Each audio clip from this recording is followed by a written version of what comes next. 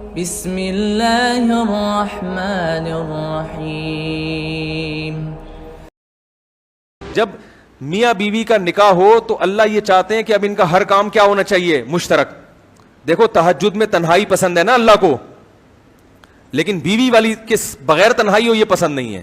حدیث میں آتا ہے اللہ اس شخص کو دیکھ کے ہنستے ہیں جو رات کو آخری حصے میں خود بھی اٹھتا ہے اور اپنی بیوی کو اٹھاتا ہے, وہ نہ اٹھے تو غالباً پانی کی چھینٹیں مارنے گئے نا, پانی کی چھینٹیں مار کے اس کو اٹھاتا ہے اور وہ دونوں ساتھ مصلے پہ کھڑے ہو کر نماز پڑھتے ہیں. اور اس عورت کی کو بھی دیکھ کر اللہ ہنستے ہیں. یہ ہنسنا کنایا, بہت زیادہ خوش ہوتے ہیں کہ جو تہجد کے لیے اٹھتی ہے اس کا میاں پڑا ہوا ہے تو وہ اس کو بھی اٹھاتی ہے, وہ نہیں اٹھے تو پانی کی چھینٹیں مار کے اٹھاتی ہے اور وہ دونوں مصلے پہ کھڑے ہو کر نماز پڑھ. حالانکہ تہجد میں تو تنہائی مطلوب ہے نا, اکیلے ہوں, لیکن یہاں جہاں سب سے زیادہ تنہائی چاہیے وہاں بھی اللہ کہہ رہے ہیں بیگم کیا ہونی چاہیے؟ ساتھ. نہیں یاری بات میرا خیال ہے. کیوں؟ اور قرآن کے الفاظ دیکھو.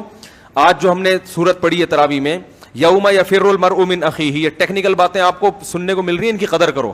قرآن کہہ رہا ہے قیامت کا ایسا وحشت والا دن ہوگا کہ انسان اپنے بھائی سے دور بھاگے گا. بھائی کو اللہ نے کیا کہا؟ بھائی.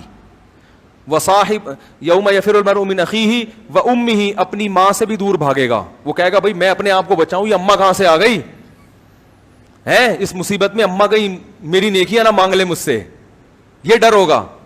بس اپنے آپ کو بچاؤ. تو قرآن کے الفاظ کیا ہیں؟ یوم یفر المرء من اخیہ, انسان اپنے بھائی سے دور بھاگے گا, وامہ, اپنی ماں سے دور بھاگے گا, وابیہ, اپنے باپ سے دور بھاگے گا, وصاحبتہ, یہاں بیوی نہیں کہا بیوی سے بلکہ اس سے جس کے ساتھ یہ رہا کرتا تھا.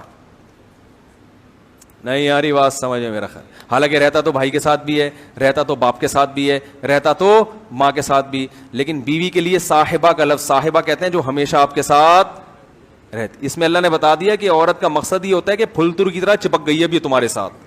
جب شادی ہوتی ہے نا تو مقصد کیا ہے؟ اب یہ پھلترو کی طرح, اب حج پہ بھی جا رہے ہو تو اس کو بھی لے کے, عمرے پہ جا رہے ہو تو اس کو لے کے, صحابہ میدان جہاد میں جا رہے ہیں تو بیوی کو لے کے جا رہے ہیں.